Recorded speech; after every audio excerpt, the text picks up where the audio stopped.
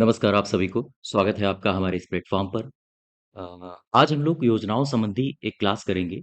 हालाँकि योजनाओं संबंधी हमारी बहुत सारी क्लासें हो गई हैं और ये हमारी 8वीं क्लास है, जिसमें जो करंट में योजनाएँ चल रही हैं, उन पर हम लोग चर्चा करेंगे। तो आशा करता हूँ यह क्लास आपके लिए, आपके आने वाले एग्ज़ाम्स के लिए काफ़ी महत्वपूर्ण साबित होगी। तो चलिए शुरू करते हैं पहले प्रश्न से। उससे पहले आप लोग चैनल को ज़रूर सब्सक्राइब करिएगा। तो यहाँ देखिए आप, ये लिखा है उत्तर प्रदेश में अध्ययनरत युवाओं के लिए तकनीकी सशक्तिकरण हेतु स्वामी विवेकानंद के नाम पे एक योजना शुरू की गई है और आप जैसा ये देख पा रहे होंगे टैबलेट और लैपटॉप इसमें वितरण किया जाएगा।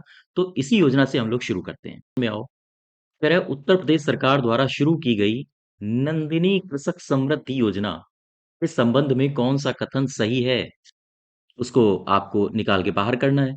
तो ज़रा इसमें देखो, देखो इस योजना के बारे में जब आपको पूरा पता होगा तो आप आंसर भी सही टिक कर पाओगे। तो सबसे पहले तो आप योजना देख लो। यहाँ लिखो नंदिनी कृषक कृषक समृद्धि योजना। ये योजना दरअसल उत्तर प्रदेश सरकार ने गौपालकों के लिए शुरू की है। ये गौपालक कौन होते हैं? जो गाय को पालते हैं, ठीक है? अर्थात किसान लोग। तो जो ये योजना है, ये एक छोटी योजना है। छोटी का आशय ये है कि ये जो योजना है, ये एक अम्ब्रेला प्रोजेक्ट के तहत लॉन्च की गई है। तो इसके लिए अम्ब्रेला प्रोजेक्ट क्या है? जिसके अंतर्गत ये लॉन्च की गई है, अम्ब्रेला प्रोजेक्ट है, इसका नाम है नंद बाबा मिशन। ये एक अम्ब्रेला प्रोजेक्ट है और इसके अंतर्गत 3 योजनाएँ लॉन्च की गई हैं, जो गाय से ही संबंधित हैं, गौपालकों के हितों की हैं। तो इनको पहले एक-एक करके देखते हैं। पहले हम इसको देखेंगे, ठीक है? नंदिनी कृषक समृद्धि योजना, इसका ये योजना कहती क्या है? ज़रा देखो। इस योजना में ये जो योजना है, ये कई चरणों में शुरू की जाएगी। तो जो प्रथम चरण है इसका, प्रथम चरण 2023-2024, इस चरण में सरकार कह रही है कि इस चरण में इस योजना को लगभग 10 जनपदों में लागू किया जाएगा। इसे 10 जनपदों में शुरू किया जाएगा और कब? 2023-24 तक, ठीक है? कौन-कौन से जनपद हैं, ये हमसे एग्ज़ाम में पूछ सकता है क्योंकि बहुत चर्चित ये योजना रही है। तो इस योजना के जनपद आप देखो। आप शुरू करो अपने कानपुर से। कानपुर एक जनपद, कानपुर से फिर आप ठीक पूर्व की तरफ बढ़ो उन्नाव, उन्नाव नहीं है, उन्नाव के बाद आ जाएगा आपका लखनऊ। लखनऊ से ठीक नीचे की तरफ दक्षिण की तरफ आप प्रवेश करना शुरू करो, तो आपको मिलेगा गोरखपुर, ठीक है? गोरखपुर, गोरखपुर से और नीचे की तरफ ऐसे इस डायरेक्शन में, ये रहा गोरखपुर जैसे, इस डायरेक्शन में आओ। गोरखपुर के आगे बढ़ोगे तो मिलेगा आपको वाराणसी। वाराणसी के बाद उसी डायरेक्शन में आप आगे बढ़ोगे, मिलेगा आपको प्रयागराज। प्रयागराज, ठीक है, लखनऊ हो गया। अच्छा और आगे तरफ बढ़ोगे तो बुंदेलखंड में एक जगह है जहाँ का नाम है झांसी, एक जिला है, यहाँ भी योजना लॉन्च की गई है। अब उत्तर प्रदेश के उत्तरी भाग में आओ, तो आपको मिलेगा मेरठ। मेरठ के आगे नीचे दक्षिण की तरफ आओगे तो आपको मिलेगा आगरा। आगरा के बाद आपको मिलेगा बरेली, ठीक है? तो कितने हो गए हैं? 1, 2, 3, 4, 5, 6, 7, 8, 9, 9 हुए हैं। तो इसमें 1 छूट रहा है। 1, 2 हाँ, 9 हुए हैं, 1 छूट रहा है। कानपुर हो गया, लखनऊ हो गया, गोरखपुर, लखनऊ से आगे बढ़ोगे तो गोरखपुर नहीं, नहीं, नहीं, नहीं, पहले पड़ेगा अयोध्या। तो ये पूरे हो गए 10, ठीक है? इन 10 जिलों में इसको शुरू किया गया है। अच्छा एक चीज़ और है, यहाँ एक एक पॉइंट और लिख लो। ये जो योजना है, ये 25 जो दुधारू गायें हैं, 25 दुधारू गायों की 35 इकाइयाँ इसमें स्थापित की जाएँगी, स्थापित की जाएँगी। ये आप याद रखिएगा, ये आपसे पूछ सकता है। और साथ ही साथ इसमें जो दुधारू गायें हैं ना, उनकी भी कैटेगरी आपको निर्धारित करके दी गई है। ये गायें आप पालोगे साहीवाल, ये प्रजातियाँ हैं, साहीवाल, गिर, थारपाकर, ये ऐसी प्रजातियाँ हैं। गंगा तीरी, इन गायों को आप पालोगे। तो ये प्रजातियाँ होनी चाहिए गायों की। ऐसा नहीं है कि कोई भी गाय उठा के पाल ली। तो सरकार हाँ, इसमें मुहैया कराएगी आपको लाभ। अच्छा, जो भी प्रोजेक्ट होगा, जितनी भी आप राशि खर्च करोगे गायों को पालने के लिए, तो उसका यानी कि आप ऐसे कह सकते हो कि परियोजना का या परियोजना की लागत का 50% अनुदान कौन देगा? अनुदान सरकार देगी। ठीक है? अनुदान सरकार देगी। अब एक बार इसको फिर से देख लो। जो उत्तर प्रदेश सरकार के द्वारा लॉन्च की गई नंदिनी कृषक समृद्धि योजना है, ये गौपालकों के लिए है। ठीक। पहले चरण में इसे 10 जिलों में लागू किया गया है, 10 जनपदों में। ये 10 जनपद कौन-कौन से हैं? 1, 2, 3, 4, 5, 6, 7, 8, 9, 10। कानपुर, लखनऊ, गोरखपुर, वाराणसी, प्रयागराज, झांसी, मेरठ, आगरा, बरेली और अयोध्या। ये 10 हैं। इस योजना में कहा गया है सरकार के द्वारा कि 25 दुधारू गायों को अगर आप पालते हैं जिनकी ये नस्लें होनी चाहिए, साहिवाल हो, गिर हो, थारपाकर हो, गंगातीरी हो, तो इसमें आप यानी कि इसमें 25 इकाइयाँ टोटल सरकार की तरफ से लक्ष्य है कि स्थापित की जाएँगी। साथ ही साथ परियोजना की लागत का किसी भी गौपालक को 50% तक अनुदान भी दिया जा सकेगा। और ये जो योजना है, इस योजना के तहत जो गौपालक है, उसे 18 वर्ष का होना भी अनिवार्य है। ठीक है? साथ ही साथ उसने गौपालन में गौपालन में 3 वर्ष का अनुभव भी हो। ऐसे नहीं ये राशि सरकार देगा 50% की का अनुदान। ये कुछ टर्म्स कंडीशंस हैं सरकार की तरफ से जो निर्धारित की गई हैं। गौपालक की आयु 18 वर्ष होनी चाहिए, साथ ही साथ उसने 3 वर्ष का गौपालन का अनुभव भी होना चाहिए। ठीक है? तो अब आ जाओ इसके ऑप्शन में। इस योजना के लाभार्थी की कम से कम उम्र 20 वर्ष हो, बिल्कुल गलत है, 18 होनी चाहिए। लाभार्थी के न्यूनतम 5 वर्ष तक का गौपालन अनुभव हो, नहीं, 3 वर्ष होना चाहिए। साथ ही साथ 25 दुधारू गायों की इकाई को स्थापित करने के लिए लागत का 50% सरकार अनुदान देगी। तो यहाँ सभी विकल्प गलत हैं। ठीक है? इसको आप एक अलग नोट बना के लिख लो। ये अपने एग्जाम में पूछी जा सकती है क्योंकि बहुत चर्चे में योजना रही है। ठीक है? क्वेश्चन नंबर तीसरे में आओ। तीसरा कह रहा है कि उत्तर प्रदेश की नई शिक्षा नीति के तहत राज्य के स्कूलों में सप्ताह में कुल कितने घंटे कक्षाएं लगाने की संस्तुति की गई है? तो जो नई शिक्षा नीति आई है, नई शिक्षा नीति उत्तर प्रदेश सरकार की, उसमें कहा गया है कि 1 सप्ताह में कुल 29 घंटे ही पढ़ाई करवाइए, ताकि आप एक्स्ट्रा एक्टिविटीज़ में बच्चों को इन्वॉल्व कर सकते हो। तो इसमें कुछ बातें और हैं जो आपको पता होनी चाहिए, जो हमारे एग्ज़ाम में पूछी जा सकती हैं। कौन-कौन सी हैं? जो कक्षाओं का समय है, वो समय 45 मिनट से घटाकर घटाकर कितना किया गया है? 35 मिनट। देखो, अगर कोई विशेष कक्षा हो रही है, तो वहाँ 45 मिनट की अपेक्षा 50 मिनट भी आप पढ़ा सकते हो। लेकिन आम तौर पर 35 मिनट तक सरकार ने निर्धारित किया है। ठीक है? कुछ विशेष कक्षाओं के लिए छूट भी दी गई है, 50 मिनट किया गया है। अच्छा, और क्या इसमें नई शिक्षा नीति में है, जो हमारे एग्ज़ाम में पूछा जा सकता है? पूछा ये जा सकता है कि वर्ष में 10 दिन ऐसे अलग-अलग तिथियों में निर्धारित किए जाएँगे। 10 दिनों यानी 10 दिन लैंग्वेज बन नहीं रही है, कैसे लिखेंगे इसको? 10 दिनों तक बिना बैग के आने की अनुमति भी दी गई है। ठीक? क्यों बिना बैग के? ताकि बच्चा स्पोर्ट्स में या एक्स्ट्रा एक्स्ट्रा एक्टिविटीज़ में इन्वॉल्व हो सके। ये 2 बातें आप ध्यान रखिएगा। कक्षाओं का समय आम तौर पर साधारणतया 45 मिनट से घटाकर कितना निर्धारित किया गया है? 35। और 1 वर्ष में कितने दिनों तक किसी भी बच्चे को बिना बैग के आने की सुविधा उपलब्ध करी गई है? 10 दिनों तक। क्लियर है? तो यहाँ तक आप ये बात ध्यान रखिए। क्वेश्चन नंबर फिर से देखो, तीसरा, उत्तर प्रदेश में नई शिक्षा नीति के तहत राज्य के स्कूलों में सप्ताह में कुल कितने घंटे कक्षाएँ लगाने का प्रावधान किया गया है? 29 घंटे। ठीक है? क्वेश्चन नंबर 4 में आओ। मुख्यमंत्री स्वदेशी गौ संवर्धन योजना। हाँ, ये वही योजना है जो अभी मैंने ये पढ़ी थी। और ये जो मैं अभी अब पढ़ने जा रहा हूँ, ये भी नंद बाबा मिशन के अंतर्गत लॉन्च करी जाएगी। देखो, मुख्यमंत्री मुख्यमंत्री स्वदेशी गौ संवर्धन योजना। ठीक है? मुख्यमंत्री स्वदेशी गौ संवर्धन योजना। इसके बारे में देख लेते हैं। चलो। अच्छा ये बताओ, ये भी किस मिशन के अंतर्गत लॉन्च की जाएगी? तो नंद बाबा मिशन। ठीक है। मैंने कहा था नंद बाबा मिशन जो है एक अम्ब्रेला प्रोजेक्ट है, उसके अंतर्गत कई सारी योजनाएं लॉन्च की जा रही हैं। और ये जो मुख्यमंत्री स्वदेशी गौ संवर्धन योजना है, इसका लक्ष्य क्या है, इसका टारगेट क्या है?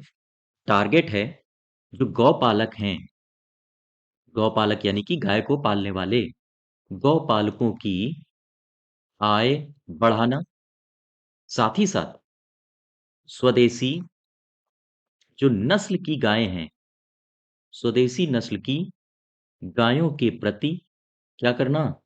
रुझान बढ़ाना। ठीक है? ये इसकी योजना का लक्ष्य है। अच्छा, तो इस योजना में सरकार कहती है कि अगर कोई गौपालक, सपोज़ करो ये एक गौपालक है, ठीक है? सरकार कह रही है कि अगर ये व्यक्ति साहीवाल, ये एक प्रजाति है गाय की, थारपाकर और गीर, इस नस्ल की 2 गायें पालता है। इस नस्ल की 2 गायें पालने पर इस व्यक्ति को, ध्यान देना, इस व्यक्ति को 40% या 80,000 रुपए का अनुदान सरकार देगी, अनुदान मिलेगा। ठीक? अब फिर से इसको समझ लो। मुख्यमंत्री स्वदेशी गौ संवर्धन योजना क्या कहती है? ये कहती है कि भाई इस योजना के तहत गौपालकों की आय को बढ़ाया जाएगा, साथ ही साथ स्वदेशी नस्ल की गायों के प्रति रुझान भी बढ़ाया जाएगा। अच्छा, अगर कोई गौपालक, ये योजना कहती है अगर कोई गौपालक साहीवाल, थारपाकर या फिर गीर, इन गायों को पालता है, ठीक है? इन इस तरह की नस्ल की गायों को पालता है, तो फिर उसे 40% अनुदान या पूरी परियोजना लागत का 40% अनुदान या फिर अधिक से अधिक 80,000 रुपए का अनुदान मैं स्वयं दूँगा, अर्थात सरकार कह रही है कि सरकार स्वयं देगी। तो यहाँ आंसर क्या हो जाएगा ज़रा देखो? गौपालकों को स्वदेशी नस्ल की गाय खरीदने पर कितने रुपए का अनुदान मिलेगा? 80,000 रुपए। ठीक है? क्लियर है बात? आगे बढ़ें। क्वेश्चन नंबर 5वां है, मुख्यमंत्री ग्रीन रोड इंफ्रास्ट्रक्चर डेवलपमेंट। हाँ, इसको ज़रा लिख लो। इसको कहते हैं सीएम ग्रिड। ठीक? ग्रिड बोले तो ग्रीन रोड इंफ्रास्ट्रक्चर डेवलपमेंट। आपसे या तो ये योजना का नाम देगा या फिर केवल इतना दे देगा। अगर इतना भी नहीं दिया तो आपसे हिंदी में पूछ लेगा। हिंदी में क्या है? मुख्यमंत्री हरित सड़क इंफ्रास्ट्रक्चर को हिंदी में क्या बोलते हैं? ये देखो मैं भूल गया। इसको कहते हैं अधोसंरचना। हाँ, अवसंरचना, अधोसंरचना विकास। ठीक है? इसको कहते हैं सीएम ग्रिड। तो आपसे ये भी पूछ सकता है, मुख्यमंत्री हरित सड़क अधोसंरचना विकास। इस योजना, ये जो विकास योजना है, इस योजना में है क्या-क्या? जरा इसको भी देख लेते हैं। दरअसल इस योजना में सरकार ने कहा है कि 2023-2024 में इसके तहत 500 करोड़ रुपए का आवंटन किया है सरकार ने। क्या करेगी ये योजना? सबसे पहला काम क्या करेगी? ये जो योजना है ये 2 चरणों में काम करेगी। जो पहला चरण है, पहले चरण में सरकार कह रही है कि इस योजना के तहत जो 17 नगर निगम हैं, उनकी सड़कों पर काम किया जाएगा। अर्थात उनकी सड़कों में जो हरित ग्रीन है, जैसे वृक्ष लगाना या अन्य कोई एक्टिविटी करना, तो ये किया जाएगा। पहले चरण में 17 नगर निगमों को टारगेट किया जाएगा, ठीक है? और जो दूसरा चरण है, दूसरा चरण, उसमें किसको टारगेट किया जाएगा? किस क्षेत्र की सड़कों को? उसमें टारगेट किया जाएगा नगर पंचायत की सड़कों को, साथ ही साथ नगर परिषद की जो सड़कें हैं, इनको शामिल किया जाएगा, शामिल किया जाएगा। बात समझ पाए आप लोग? ठीक है। फिर से एक बार देखो। प्रश्न में कह रहा है कि मुख्यमंत्री हरित सड़क अधोसंरचना विकास योजना, इस योजना के तहत जो कि सीएम ग्रिड भी कहलाती है, अभी हाल ही में इसको लॉन्च किया है योगी जी ने। इस योजना के तहत कितना राशि मुहैया कराया गया है? तो आंसर होगा 500 करोड़। ठीक है। अब ये योजना कितने चरणों में लागू की जाएगी? 2 चरणों में। पहला चरण कह रहा है कि इस योजना के तहत 17 नगर निगमों को टारगेट किया गया है। यहाँ पर ग्रीन प्रोजेक्ट लगाया जाएगा। दूसरा चरण कह रहा है कि इस योजना के तहत नगर पंचायत और नगर परिषदों की सड़कों को भी टारगेट किया जाएगा। ठीक है, क्लियर है बात? आगे बढ़ो। प्रश्न नंबर 6 में दिया है बाल श्रमिक विद्या योजना। जरा इसको उठा लो। बाल श्रमिक विद्या योजना। ठीक है, सबसे पहला काम, ये जो बाल श्रमिक विद्या योजना आई है, ये शुरू कब हुई? तो आपको दिया गया है 12 जून सन 2020 में। ठीक। अच्छा, ये 12 जून को ही क्यों शुरू की गई? क्योंकि 12 जून को मनाया जाता है बाल श्रम निषेध दिवस। लिख लो जरा। बाल श्रम निषेध दिवस के अवसर पर योगी जी ने इसे सबसे पहले 20 जिलों में शुरू किया था। 20 जिलों में इस योजना को शुरू किया गया। ठीक है, बात समझ पाए? फिर से समझो। बाल श्रम विद्या योजना को 2020 में योगी जी ने बाल श्रम निषेध दिवस के अवसर पर केवल और केवल 20 जिलों में प्रायोगिक तौर पर इसको शुरू किया। फिर इसको देखा गया कि यार ये योजना तो बढ़िया चल रही है, अच्छा काम कर रही है। तो फिर अभी हाल ही में इसको पूरे जिलों में लागू कर दिया गया है। यानी कि अब इसे 75 जिलों में लागू कर दिया गया। ठीक, कर दिया गया। अब इसमें दो चार बातें और हैं जो हमारे एग्जाम में पूछी जा सकती हैं। कौन कौन सी हैं देखो जरा। ये जो योजना है, इसके तहत किस आयु वर्ग के बालक और बालिकाओं को शामिल किया गया है? देखो, बाल श्रम विद्या योजना है, इसका अर्थ समझो आप। ऐसे बालक या बालिकाएं जिनको श्रम यानी कि श्रमिक कैटेगरी से हटा के, जो बच्चे लेबरी कर रहे हों, उनको वहां से हटा के उनको विद्या दिलाना, ये ऐसी योजना है। फिर से समझो। ऐसे बच्चे जो श्रमिक के तौर पर अभी तक काम कर रहे थे, सरकार की योजना है कि उनको इस कैटेगरी से हटा के इस कैटेगरी में लाना, यानी विद्या दिलाना। कौन सी आयु वर्ग के बच्चे हैं? 8 से लेकर 18 वर्ष। इस योजना के तहत 8 वर्ष से 18 वर्ष के बालक या बालिकाएं लाभान्वित होंगी। अच्छा, अगर कोई बालक है, सपोज करो ये बच्चा है, अगर इसे लाभान्वित किया जाएगा, और कोई बालिका है, इसे लाभान्वित किया जाएगा। ये अंतर तो दिख ही नहीं रहा है दोनों में, चलो अंतर कर देता हूं। ये हो गई बालिका। ठीक है, सरकार कहती है कि अगर किसी बालक को इस योजना का लाभ देना है, तो फिर उसे प्रति माह 1,000 रुपया सहायता राशि उपलब्ध कराई जाएगी।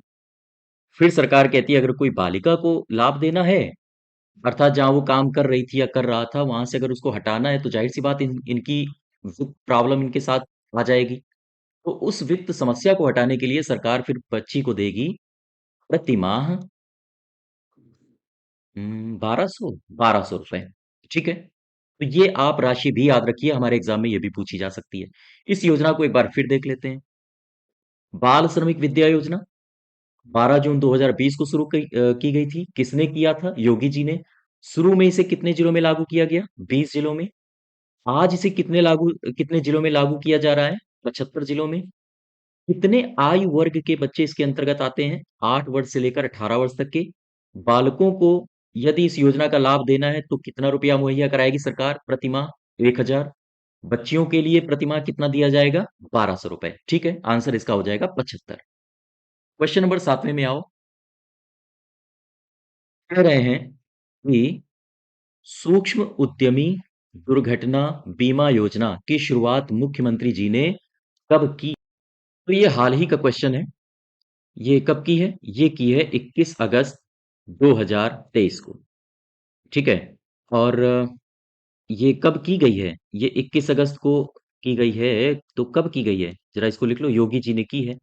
ठीक है, 21 अगस्त को दरअसल मनाया जाता है विश्व उद्यमिता दिवस। तो इसी अवसर पर, हाँ, योगी जी ने इसकी शुरुआत की है। तो हमसे खैर इस तरह के प्रश्न तो नहीं पूछता है, लेकिन हाँ, ये जरूर पूछता है इसके लक्ष्य। तो सपोज करो ये एक व्यक्ति है, ये योजना करेगी क्या? तो जरा इसको समझ लेते हैं। ये क्या बन गया? ये तो बड़ा गड़बड़ बन गया। इसको इरेज कर देते हैं हम। ठीक है, इसको, हाँ अब देखो, सपोज करो ये एक व्यक्ति है। ठीक? ये व्यक्ति है उद्यमी, उद्यमिता से संबंधित है ना, इंडस्ट्रीज से संबंधित है। सूक्ष्म जो उद्यम होते हैं उसमें अगर किसी व्यक्ति की दुर्घटना हो जाए तो उसको बीमा कवर राशि दी जाएगी कुछ, तो उसी से संबंधित कुछ है। तो सपोज करो ये एक व्यक्ति है और ये है उद्यमी। सरकार कह रही है कि अगर कोई इसका उद्यम है, उद्यम मतलब कोई ये इंडस्ट्री स्टैब्लिश किए है, और उस उद्यम की जो पूंजी है वो 5 करोड़ रुपए से कम हो। ठीक, बात को समझते जाना। फिर सरकार ने कहा कि जो ये व्यक्ति उद्यम चला रहा है उसका जो टर्नओवर है, वो टर्नओवर 40 लाख रुपए से अगर कम हो, तो सरकार कहती है कि तब इस व्यक्ति को इसका लाभ मिलेगा, इस योजना का।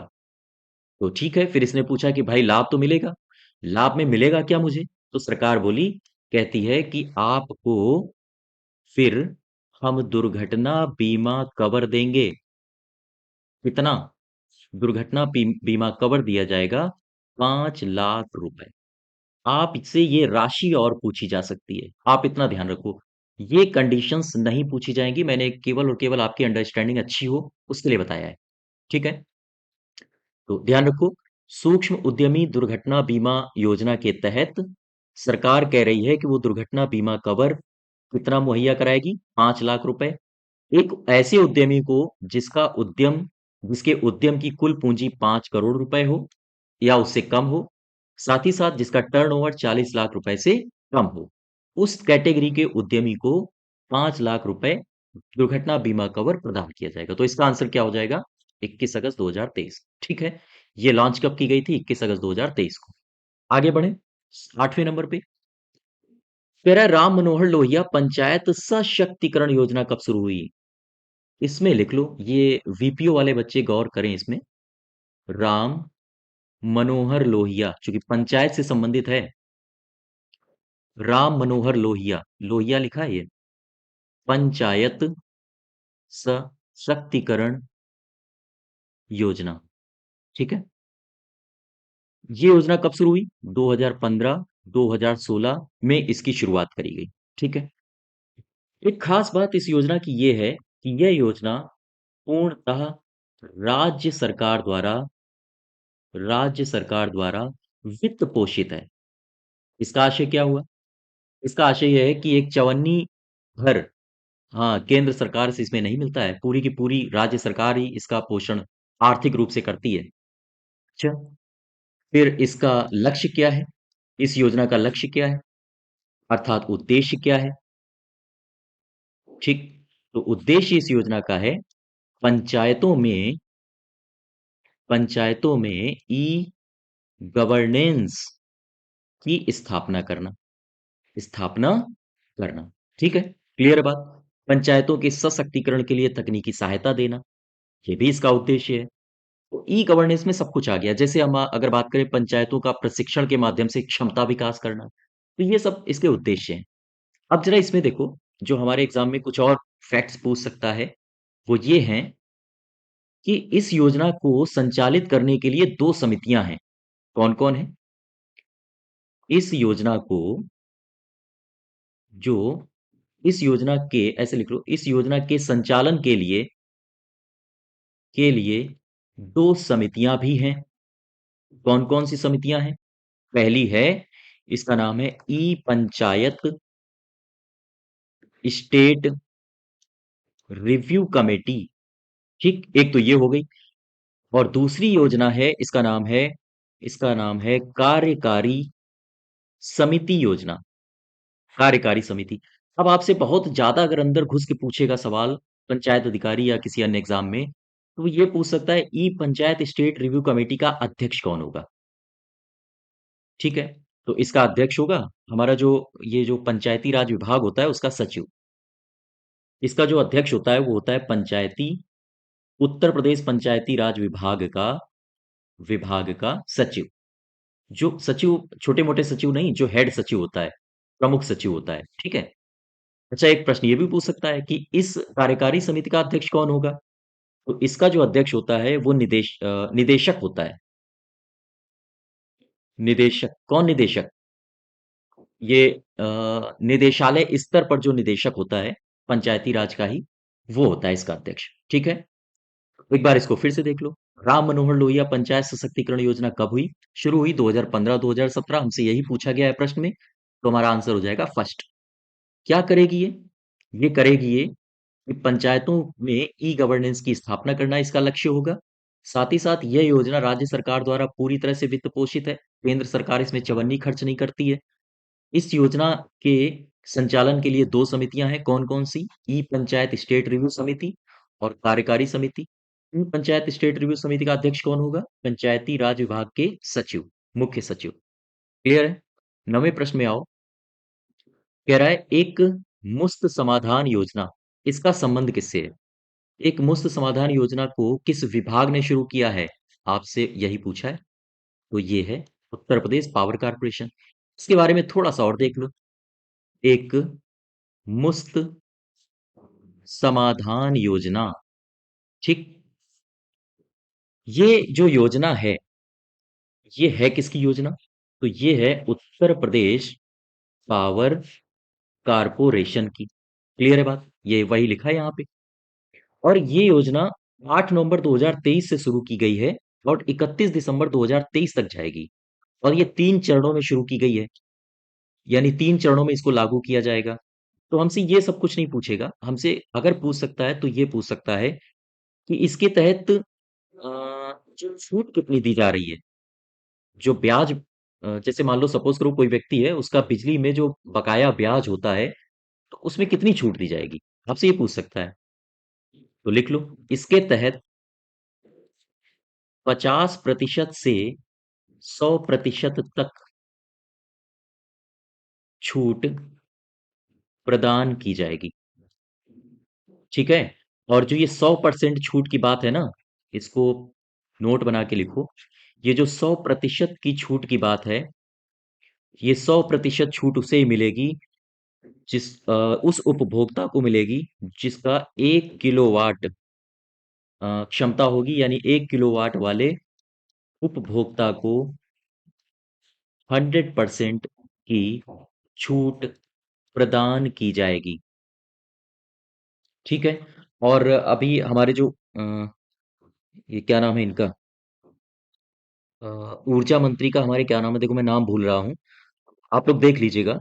तो जो हमारे ऊर्जा मंत्री हैं, उन्होंने अभी लखनऊ में ही इस योजना के तहत एक महिला है मीरा, उसने पहला पंजीकरण कराया है, तो मीरा को छूट का लाभ प्रदान किया गया है। तो खैर ये सब करंट की चर्चाएं थी। ठीक है, तो इसमें देखो एक बार फिर से इस योजना को, एक मुफ्त समाधान योजना उत्तर प्रदेश पावर कारपोरेशन की है। इसके तहत 50% से लेकर 100% तक की छूट प्रदान की जाएगी। 100% की छूट किस उपभोक्ता को दी जाएगी? जिसका जो टोटल है 1 किलोवाट वाले उपभोक्ता को 100% की छूट इसमें प्रदान की जाएगी। ठीक है, क्वेश्चन नंबर 10वें में आओ। निम्नलिखित में से कौन सुमेलित नहीं है? तो ये तो मैंने करवाया आपको। सबरी संकल्प योजना 2017 में आई थी, और इसके साथ साथ ये जो कन्या सुमंगला योजना है 2019 में आई थी। कन्या सुमंगला योजना में 15,000 दिए जाते थे, अब लगभग 25,000 हो गए हैं, लेकिन ये ऑफिशियल साइट में अभी नहीं दे रहा है। ठीक है, इसको ध्यान रखिएगा। तो जैसे ही अगर अपडेट कुछ होता है तो मैं आपको बताऊंगा। भाग्य लक्ष्मी योजना 2017 में आई है। आशा ज्योति केंद्र, ये 2020 में नहीं आई है, ये 2015 में आई है। देखो, आशा ज्योति केंद्र, ये जो है आशा ज्योति केंद्र, ठीक, इसे अगर ये ना दे और आपसे ये दे कि रानी लक्ष्मीबाई आशा ज्योति केंद्र, ये कब शुरू की गई योजना? भी आंसर 2015 होगा। ठीक है, ये दोनों एक ही योजनाएं हैं। ये टारगेट किसको करती हैं? ये टारगेट करती हैं जो जघन्य हिंसा में की शिकार महिलाएं होती हैं। जघन्य हिंसा की शिकार महिलाओं को ये योजना टारगेट करती है। तो अभी आप इसको देखो, भाग्य लक्ष्मी योजना, डालो जिला, भाग्य लक्ष्मी योजना, ठीक है, 2017 में आई है। इस योजना के तहत सरकार कह रही है कि भाई अगर समाज में भ्रूण हत्या को रोकना है, तो इस योजना की बहुत आवश्यकता है। सरकार ने कहा है कि अगर लिंगानुपात अ, में बैलेंस यानी लिंगानुपात को नियंत्रित करना है, तो फिर इस योजना की आवश्यकता है। कैसे? समाज में जब बच्ची पैदा होती है, देखा होगा अब तो काफ़ी कम हो गया है, नहीं तो पहले भ्रूण हत्याएँ बहुत हो जाती थीं। अब समाज में जागरूकता भी आई है और साथ ही साथ सरकार ने शिकंजा भी कसा है। सरकारी अस्पतालों में या जैसे मुखबिर योजना एक हो गई, तो मुखबिर योजना ही भी इसी तरह की योजना है। वो अस्पतालों से जानकारी सरकार तक उपलब्ध कराती है कि कौन कब कहाँ क्या कैसे ये सब भ्रूण हत्याएं करवा रहा है। तो इस तरह की योजनाओं से सरकार ने समाज में काफी शिकंजा कसा है। ठीक है। लेकिन सरकार लोगों को जागरूक करने के लिए समय समय पर ऐसी योजनाएं लागू करती है और इस योजना के तहत सरकार कहती है कि देखो भ्रूण हत्या मत करिए। अगर किसी व्यक्ति को बच्ची पैदा हुई है, उसको पढ़ाने में दिक्कत होती है, तो हम आपके साथ हैं। सरकार कैसे उनके साथ है? देखो, सरकार कहती है कि भाई शिक्षा में दिक्कत आ रही है, ठीक? बच्ची को शिक्षा दिलाने में दिक्कत आ रही है, तो उसके लिए जो राशि होगी, वो सरकार यानी कि हम प्रोवाइड करेंगे। तो सरकार से पूछा गया कि ठीक है, प्रोवाइड करोगे, कितनी राशि दोगे? तो सरकार ने कहा है कि देखो, अगर बच्ची कक्षा 6 में प्रवेश करेगी, तो फिर हम देंगे 3,000 रुपया, ठीक है? जैसे ही बच्ची कक्षा 8 में प्रवेश करेगी, हम देंगे 5,000 रुपया। जैसे ही बच्ची कक्षा 10 में प्रवेश करेगी, हम देंगे 7,000 रुपया और साथ ही साथ 12वीं कक्षा में जैसे ही प्रवेश करेगी, हम देंगे 8,000 रुपया। इस तरह की राशि सरकार उपलब्ध करा के समाज में न सिर्फ भ्रूण हत्या को रोकने का काम कर रही है, लिंगानुपात को नियंत्रित करने का काम कर रही है, बल्कि एक जो उपेक्षित भाव है महिला वर्ग के लिए, जो निचला समाज है, वहाँ पर भी हाँ, एक बेहतर स्थिति सरकार बनाने का प्रयास कर रही है। तो ये आज की हमारी योजनाएँ थीं और तो आज हम लोग यहीं तक रखते हैं। नेक्स्ट क्लास में हम लोग और कुछ उत्तर प्रदेश के द्वारा जारी की गई योजनाएँ लाएँगे, जो हमारे आगामी एग्ज़ाम्स के लिए महत्वपूर्ण साबित होंगी। तो चैनल को सब्सक्राइब करिएगा। धन्यवाद।